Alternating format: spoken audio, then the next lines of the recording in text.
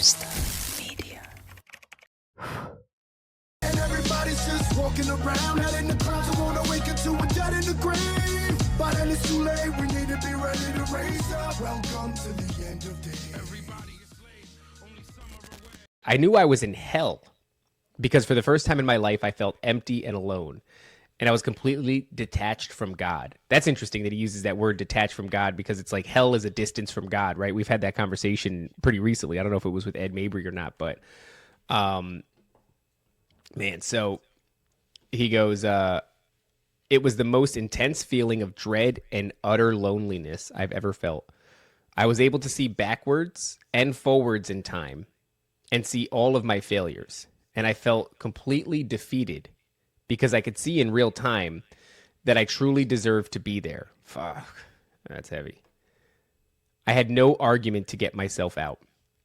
I spoke to the woman and asked her if I could go back and try again and that I was a good person. I told her all the good things I did.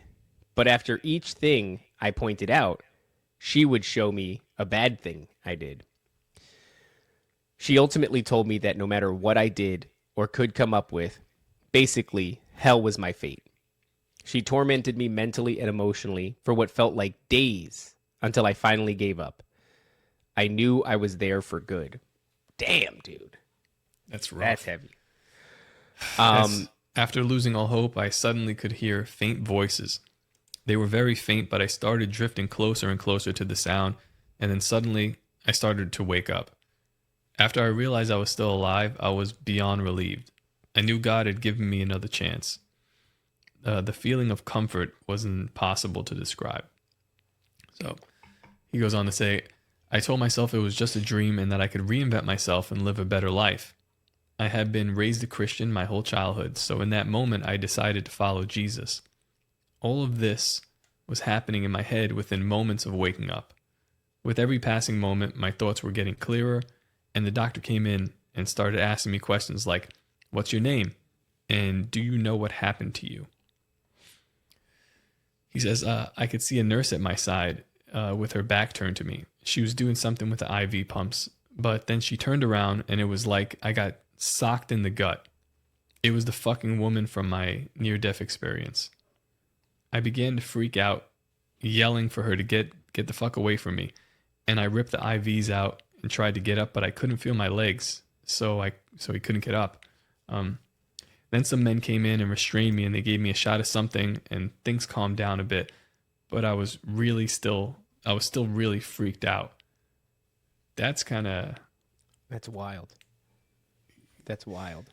So you saw the same woman, guys. I'm sorry, I don't know if you can hear this, but I did make a tweet yesterday about letting this Tamagotchi die, and it's still not dead. I don't know what to do with it.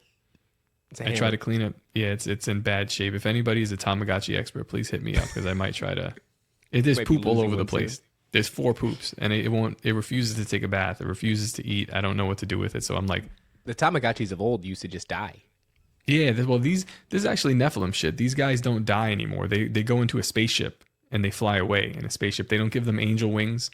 They're on a little UFO and they go back to their homeland because they're like, you're not taking care of me over here, so I'm going back. Like, that's interesting. Just more Nephilim shit. You gotta take care of your disembodied Nephilim spirit. Yeah, you know what? We're gonna end the show right now. I gotta go. This thing's calling to me, all right? I hope this thing dies for real because it's very annoying.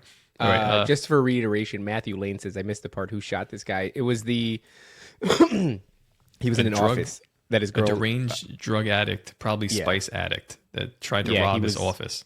Yep. Yeah.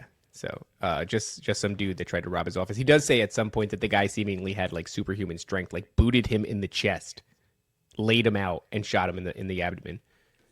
That's crazy. Mm-hmm. All right. You want to pick it up? Yeah.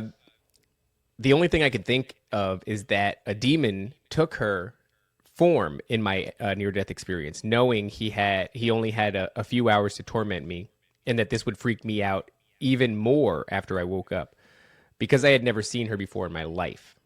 I never saw her in my room again, but I was very disturbed for a few months with all that had happened to me and the NDE, and then seeing her. I spiraled. But I hit rock bottom about a year later, and with nowhere to go but up, long story short, I remembered God.